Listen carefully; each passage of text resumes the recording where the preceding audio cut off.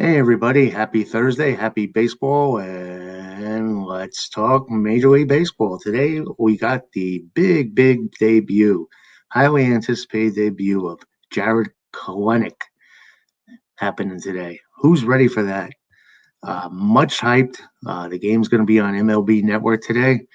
And not only that, Mr. Gilbert, the other prize prospect for the Mariners, will be pitching. So, big day for the Mariners and their fans. A lot of excitement and a lot of anticipation for the debut as the Mariners open up a homestand against the Cleveland Indians. And I'm sure the crowd will be pumped. And I know Mariner Nation's been clamoring to see the number 4 overall prospect for quite some time. And tonight they will finally get that chance. He's been a mainstream name in prospect circles over the past 3 years. But here's a little bit more info for you if you're not familiar with Mr. Kelenic. Like I said, tonight's game will be on MLB TV and it will be on MLB Network. And, of course, televised locally in Seattle and Cleveland. And just to note, yeah, you do pronounce his name Kelenic, not Kelenic, like it looks like. The way it's spelled. It's just Kelenic. And why is he such a big deal, you may be asking? Well, his floor is high and his ceiling is even higher. Kelenic's compact swing and advanced hitting approach suggests that even with the intense uptick of advanced pitching that he'll face in the big leagues, he should still hold his own and adjust quickly. Over 178 games in 3 minor league seasons, Kelenic has hit 293, 369 on base percentage, and 521 OPS, with 31 homers and 115 RBIs and 775 plate appearances. He's off to a 9-for-22 start this season with AAA Tacoma, including 2 homers on opening day. And that small but emphatic sample size is a huge reason why he's being called up now instead of later. With his expected delay to begin the season, the Mariners maintained that he needed extra time in the minors and also retained an extra year of possible service time. Now, I'm leaning towards the latter, that is keeping that extra year of possible service time, but he's still a favorite to win the AL Rookie of the Year award. He does carry immense swagger for the big leagues. He's ready to be a big time player, and he looks and sounds every bit the part with his verbal confidence, and he does back it up with his stellar play. And his teammates from young to old respect him for his tireless work ethic. Now, he won't probably be the left fielder. The Mariners have a stacked young outfield, probably the outfield of the future. And that's where they had him earmarked for all off season. And they didn't sign anybody off season knowing that Kelenic would be the left fielder. And he may be coming at the right time because the Mariners need a little bit of offense. They lost 7-1 to the Dodgers on Wednesday when they just had 2 hits. And they're really not hitting that well as a team. They're batting 204 as a team with 364 slugging average, and their wins run created plus is 87. The league average is 100. So you could tell that they need a spark, and Mr. Kelenic will probably be the man to do it. He's definitely going to be a fresh face. He's probably going to bring energy to the lineup.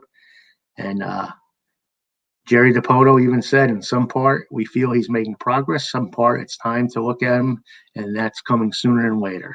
Also, some part in that, it might be that spark to our offense if we give him the opportunity.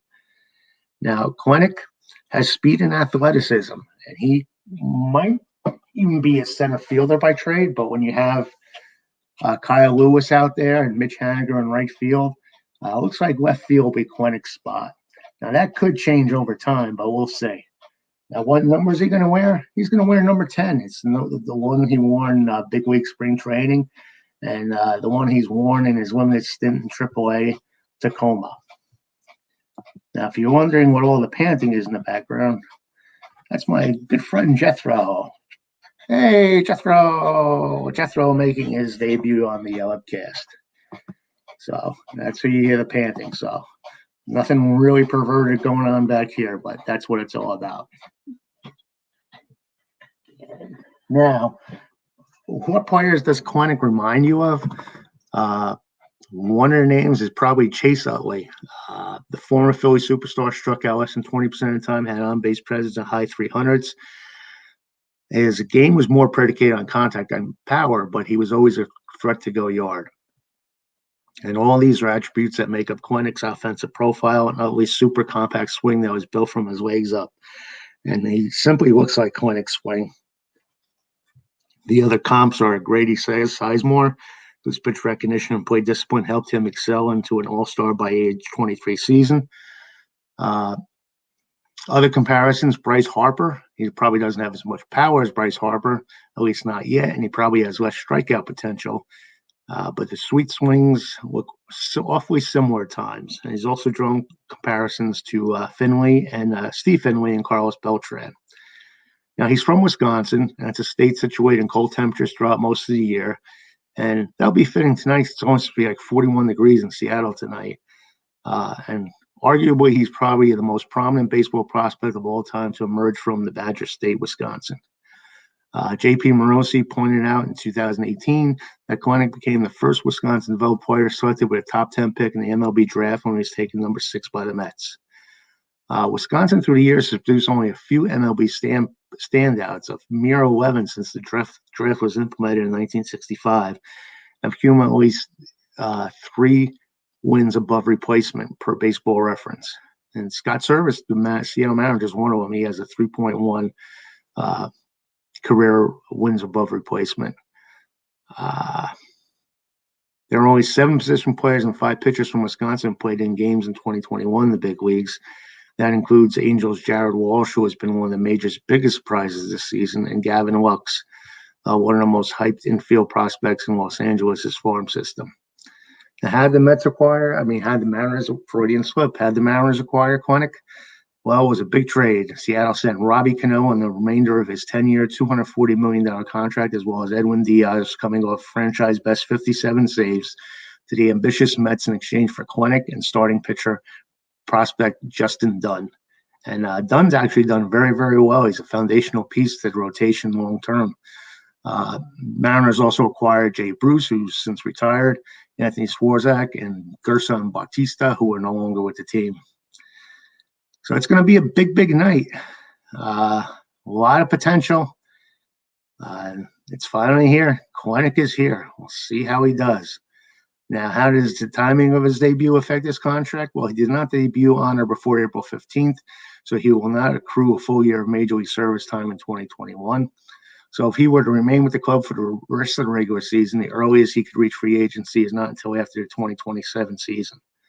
What pitcher will he be facing? Well, he's going up against a good one, Zach Plesac, 2.93 ERA and 153 ERA plus, who struck out 24% of the 367 batters he's faced since the start of the season. The right-hander also has reverse splits through 7 starts in 20 and 21, holding left-handed hitters such as Kelenic to a .55 OPS opposed to 682 against righties. So it's going to be a good one. Like I said, Logan Gilbert, let's not forget about Logan. He's making his debut, and he is entering the game as a number 33 prospect in baseball. Kelenic is the team's top position player prospect, and Gilbert is the team's second-ranked pitching prospect behind Emerson Hancock. So there's a lot of prospect power coming to the majors for the same team at the same time. And you really don't see that where 2 guys come up at the same time like that. Let's see, 2016, Manuel Margot and Hunter Renfroe debuted for the Padres at the same time. Margot was the number 45 prospect in baseball, Renfroe at 92nd. That's one of those. On July 13, 2013, Christian Yelich and Jake Marisnick debuted for the Marlins. And that's probably the duo that's most similar to what's happening tonight. Yelich was the number 13 prospect in baseball entering the 2013 campaign, while Marisnick was ranked number 70. Yelich started in left field batting second. Marisnick was in center batting sixth. Yelich stuck around and graduated off the list, but Marisnick was still a top 100 prospect entering 2014 at number 65. So it's going to be fun. 2 big prospects coming up for the Mariners. Baseball the way you want to see it in Seattle, I guess. And hope the Mariner fans enjoyed a big night. You deserve it. It's been a rough stretch for you. Someone who hasn't had a rough stretch, Garrett Cole with the Yankees. He surpassed 1,500 strikeouts as the Yankees shut out Tampa Bay. Garrett was dominant, fanned over 12 over 8 innings, and Aroldis Chapman has been brilliant all season. That combo has been awesome for the Yankees, and they won 1-0. The only run coming when Aaron Hicks lifted a seventh-inning sacrifice fly that fired the necessary margin of victory for Cole, who leaned heavily on his four-seam fastball to scatter 4 hits without a walk in a stellar 106-pitch performance. He's an ace. He's an absolute bulldog, said Aaron Boone. I think he lives for pitching when it's tough and it's the biggest of games. In a 1-0 game, we needed all of it, even though he breezed through some of those innings and made them look pretty easy. There was a ton on the line with every pitch. And Cole's third-inning strikeout of Brett Phillips was the 1,500th of his career. And Cole is now the 4th fastest MLB pitcher to reach that milestone.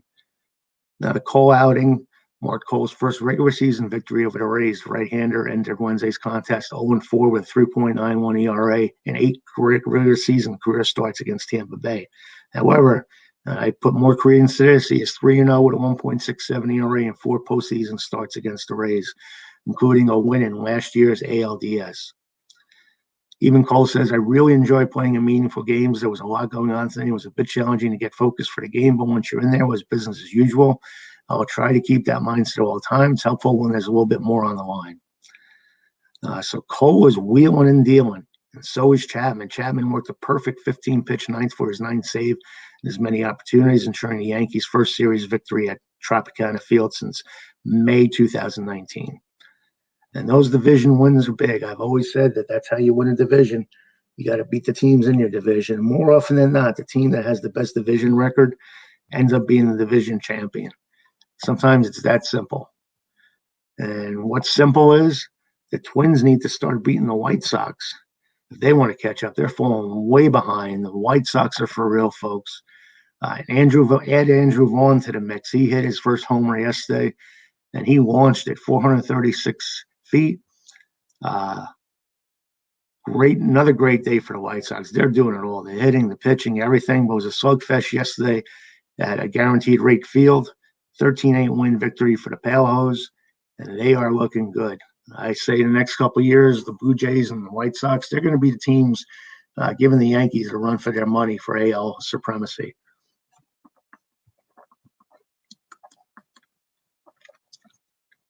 The White Sox yesterday knocked out 14 hits, 7 going for extra base hits. And J.A. Happ got the worst of it. He gave up over 9 earned runs over 3 1/3 innings. It's the 4th straight game Chicago scored at least 9 runs, and they've outscored the opposition 43-15 in that time. Really playing good ball to Dallas Keuchel. He's 2-1 this season, but besides scoring a ton of runs right now, you can't really say one thing is outshining the other.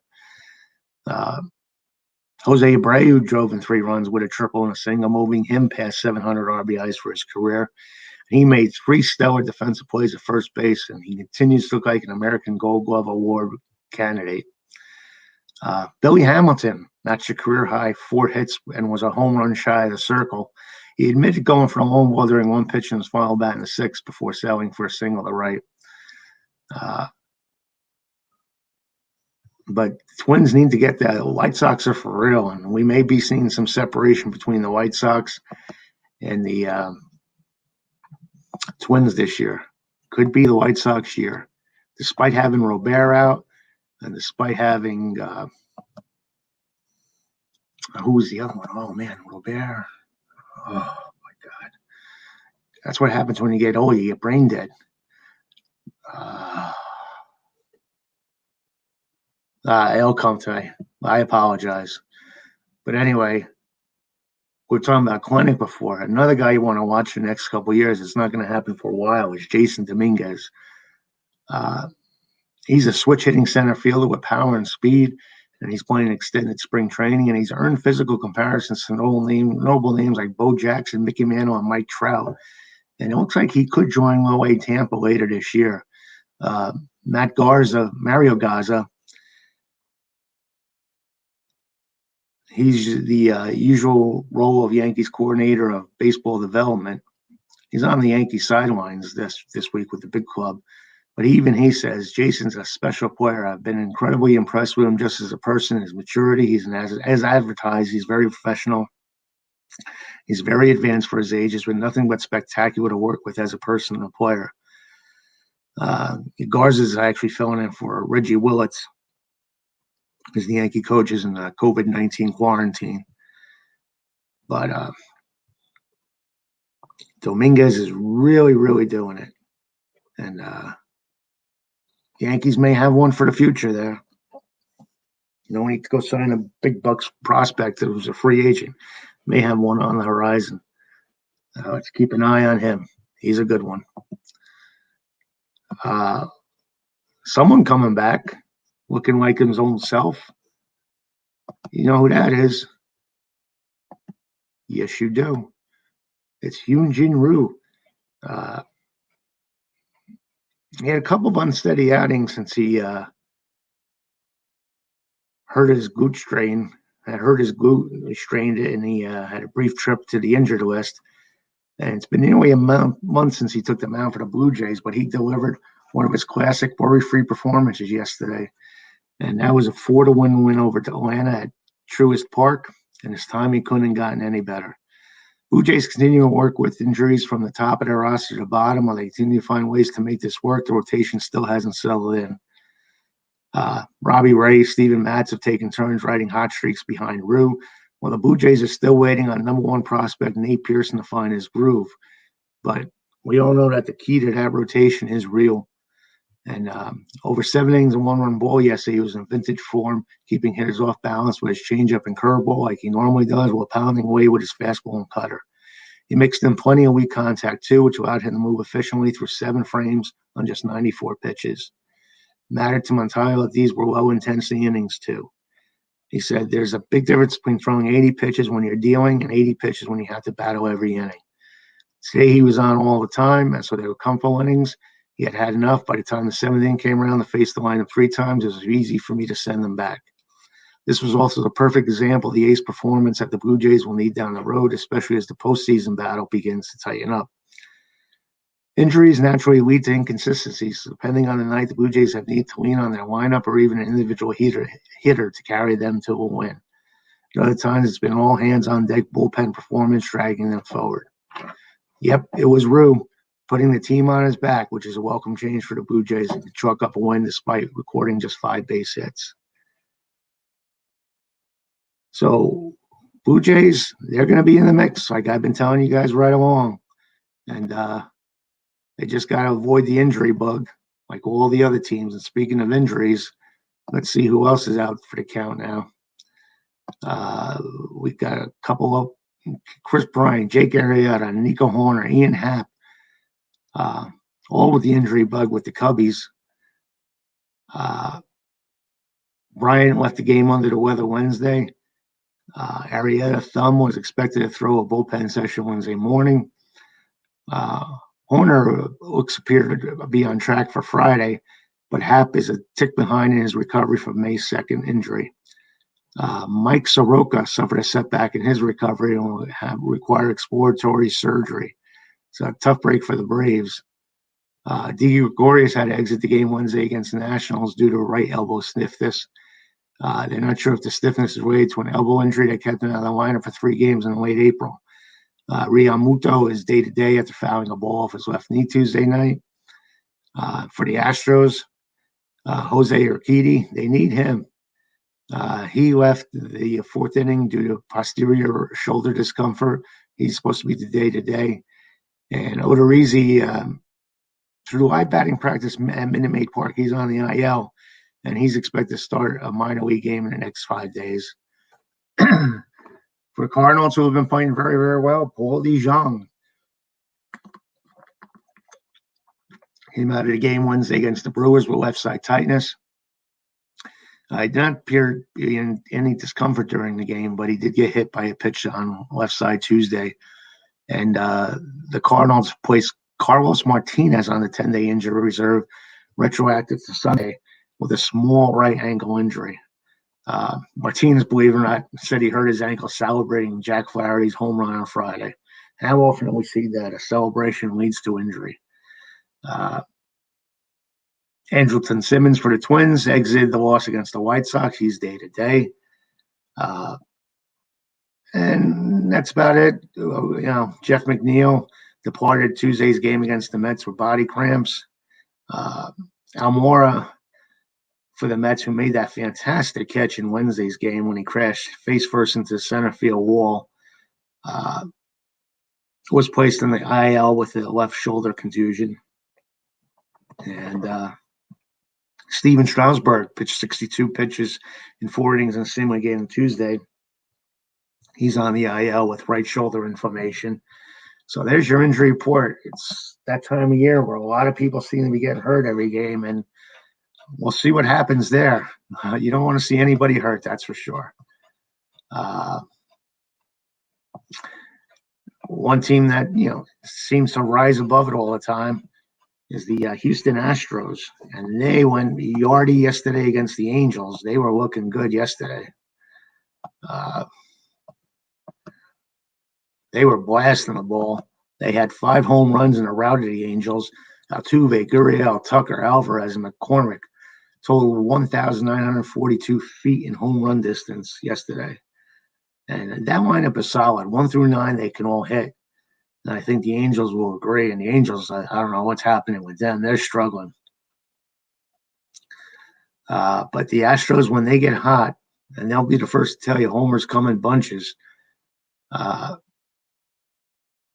But, in the beginning of the year, it's always tough to get a hot streak going. It's either cold weather venues or postponements or just ballparks that aren't home run friendly put you in a little funk. But it looks like the Astros may be climbing out of it. One of the guys I really like for the Astros is Yordan Alvarez. I'm waiting for him to just take off big time with the home run numbers, and we'll see how that works out for him. So what else is going on in baseball? Well, today, let's look at the standings, as we always do. And we have Boston still ahead. The American East, they're ahead by 1 game only now. Yankees have been red hot, and the Red Sox have cooled off a bit. Red Sox now have lost, I think, 4 in a row. Let me just verify that. And we know the Yankees are on a tear. Yankees have won 4 in a row. Boston's lost 3 in a row. But Boston's ahead by 1. The Yankees would qualify for the wild card. White Sox are in first place. Cleveland is in second, 1 game behind the Pale Hose, and they qualify for a wild card. And Oakland's 1.5 game ahead of Houston. In the National League, we have the Mets 1 game ahead against Philly, who would qualify for a wild card. St. Louis is 2 games ahead of Milwaukee. Brewers will qualify for a wild card. And San Francisco is 2 games ahead of San Diego. San Diego will qualify for the first wild card. And Dodgers, it's a wild card race. It's like a 3-way tie for the last spot for the Phillies, Brewers, and Dodgers. So nationally, can't ask for anything better than that. That's for sure. It's been a fun ride, and that is going to continue. It's going to be a fun season. I thought the Dodgers were going to run away with it, but you never know. They could still really get hot. But if they don't, you got like 6 or 7 really good quality teams that go independent. So we'll see what happens there. As far as baseball today, as always on Thursday, a lot of afternoon baseball. We have 5 afternoon games. We got the Brewers, the Braves, Phillies, the Nationals, Royals, the Tigers, Cardinals and Brewers, the YouTube game of the week. Should be a great matchup there. Flaherty 6-0 against Burns 2-2 with a 1.53 ERA. Fun game to watch. Twins trying to hang in there and salvage their season, going against Lance Wynn. Lance Wynn and White Sox. Wynn is 3-1 or 1.52 ERA. And then on the nighttime action, we got Giants at the Padres, Athletics at the A's, Yankees at the Rays, Rangers at the Astros, Reds at the Rockies, Marlins at the D-backs. Keep an eye on Rogers for the Marlins. He's having a great year, 4-2, 1.89 ERA. And then the big debut, Gilbert and Kelenic for the Mariners against the Cleveland Indians and Zach Plesac. Should be a fun night. So that wraps it up for today. Hope you guys enjoyed the cast. You see, I combed my hair to look good for you guys. No, I still have to shower yet, so no excuse. What you see is what you get with me. But anyway, that's it for today. As always, I want to thank you guys for tuning in. It really means a lot to me. If you'd like to, please subscribe to this YouTube cast. It's our complement to the Baseball Way of Life group in Facebook. If you haven't joined that, I'm not sure why you haven't. Please do. Like I said, like or dislike the podcast, and we try to do one a day with updates on what's going on in baseball. Sometimes we do more than one, but we're glad to have you along. So enjoy the day. A lot of great stuff is always happening in baseball, and we'll have a lot of great stuff to talk about tomorrow. Have a good one, folks. See you tomorrow.